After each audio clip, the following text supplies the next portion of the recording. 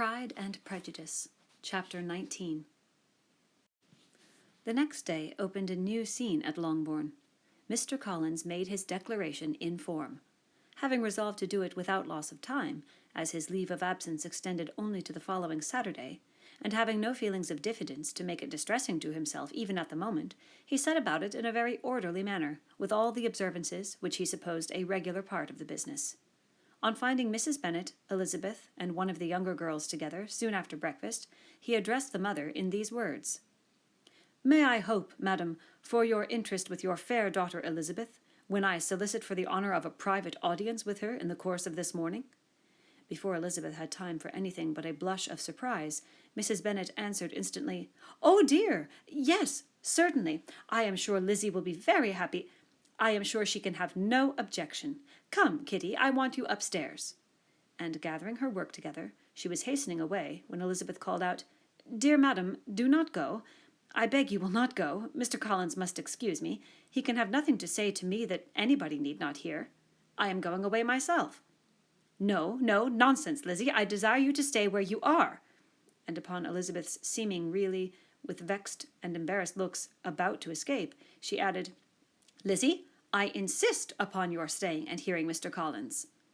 Elizabeth would not oppose such an injunction, and a moment's consideration making her also sensible that it would be wisest to get it over as soon and as quietly as possible, she sat down again and tried to conceal, by incessant employment, the feelings which were divided between distress and diversion. Mrs. Bennet and Kitty walked off, and as soon as they were gone, Mr. Collins began. "Believe me, my dear Miss Elizabeth, that your modesty, so far from doing you any disservice, rather adds to your other perfections. You would have been less amiable in my eyes had there not been this little unwillingness. But allow me to assure you that I have your respected mother's permission for this address. You can hardly doubt the purport of my discourse, however your natural delicacy may lead you to dissemble. My attentions have been too marked to be mistaken. Almost as soon as I entered the house, I singled you out as the companion of my future life. But before I am run away with by my feelings on this subject, perhaps it would be advisable for me to state my reasons for marrying, and, moreover, for coming into Hertfordshire with the design of selecting a wife, as I certainly did." The idea of Mr. Collins, with all his solemn composure, being run away with by his feelings, made Elizabeth so near laughing that she could not use the short pause he allowed in any attempt to stop him further, and he continued, "My reasons for marrying are, first, that I think it a right thing for every clergyman in easy circumstances, like myself, to set the example of matrimony in his parish. Secondly, that I am convinced that it will add very greatly to my happiness. And thirdly, which perhaps I ought to have mentioned earlier, that it is the particular advice and recommendation of the very noble lady whom I have the honour of calling patroness. Twice has she condescended to give me her opinion, unasked too, on this subject, and it was but the very Saturday night before I left Hunsford, between our pools at quadrille, while Mrs. Jenkinson was arranging Miss de Bourgh's footstool, that she said, 'Mr. Collins, you must marry. A clergyman like you must marry. Choose properly, choose a gentlewoman for my sake, and for your own, let her be an active, useful sort of person, not brought up high, but able to make a small income go a good way. This is my advice. Find such a woman as soon as you can, bring her to Hunsford, and I will visit her. Allow me, by the way, to observe, my fair cousin, that I do not reckon the notice and kindness of Lady Catherine de Bourgh as among the least of the advantages in my power to offer. You will find her manners beyond anything I can describe, and your wit and vivacity, I think, must be acceptable to her, especially when tempered with the silence and respect which her rank will inevitably excite. Thus much for my general intention in favour of matrimony. It remains to be told why my views were directed towards Longbourn instead of my own neighbourhood, where I can assure you there are many amiable young women.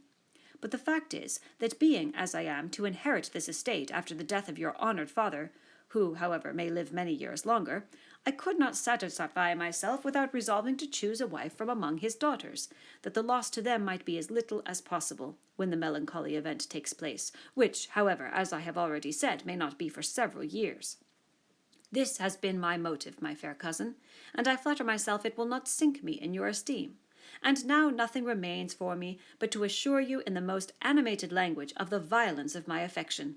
To fortune I am perfectly indifferent, and shall make no demand of that nature on your father, since I am well aware that it could not be complied with, and that £1,000 in the 4 per cents, which will not be yours till after your mother's decease, is all that you may ever be entitled to. On that head, therefore, I shall be uniformly silent.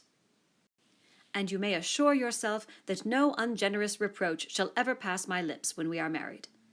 It was absolutely necessary to interrupt him now. "You are too hasty, sir," she cried. "You forget that I have made no answer. Let me do it without further loss of time.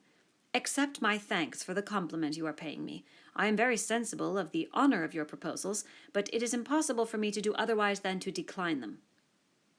"I am not now to learn," replied Mr. Collins, with a formal wave of the hand, "that it is usual with young ladies to reject the addresses of the man whom they secretly mean to accept when he first applies for their favour, and that sometimes the refusal is repeated a second or even a third time. I am therefore by no means discouraged by what you have just said, and shall hope to lead you to the altar ere long." "Upon my word, sirs," cried Elizabeth, "your hope is a rather extraordinary one after my declaration.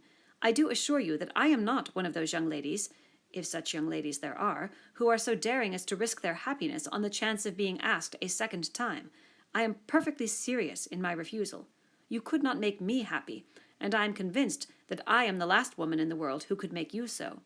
Nay, were your friend Lady Catherine to know me, I am persuaded she would find me in every respect ill qualified for the situation."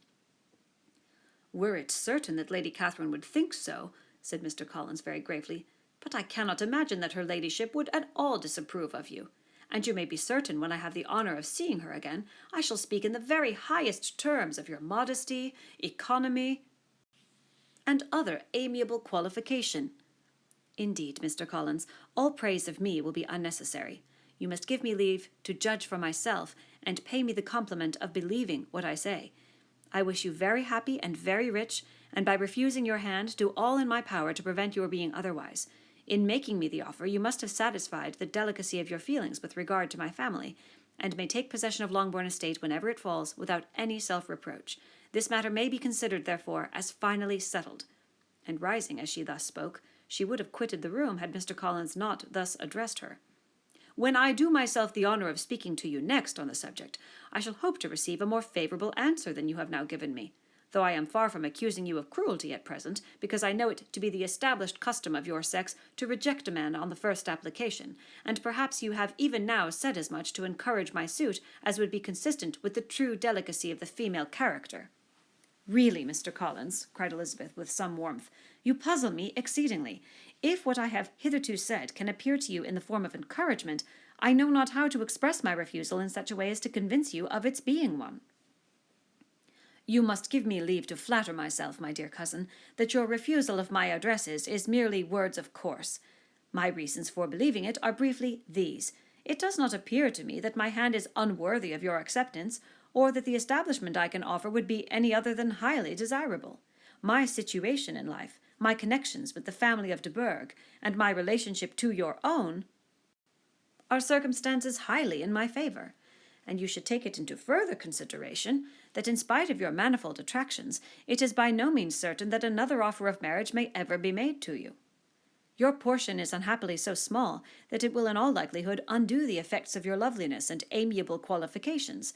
As I must therefore conclude that you are not serious in your rejection of me, I shall choose to attribute it to your wish of increasing my love by suspense, according to the usual practice of elegant females." "I do assure you, sir, that I have no pretensions whatever to that kind of elegance which consists in tormenting a respectable man. I would rather be paid the compliment of being believed sincere. I thank you again and again for the honour you have done me in your proposals, but to accept them is absolutely impossible. My feelings in every respect forbid it. Can I speak plainer? Do not consider me now as an elegant female intending to plague you, but as a rational creature speaking the truth from her heart." "You are uniformly charming," cried he, with an air of awkward gallantry, "and I am persuaded that when sanctioned by the express authority of both your excellent parents, my proposals will not fail of being acceptable." To such perseverance in wilful self-deception, Elizabeth would make no reply, and immediately and in silence withdrew, determined, if he persisted in considering her repeated refusals as flattering encouragement, to apply to her father, whose negative might be uttered in such a manner as to be decisive, and whose behaviour at least could not be mistaken for the affectation and coquetry of an eloquent female.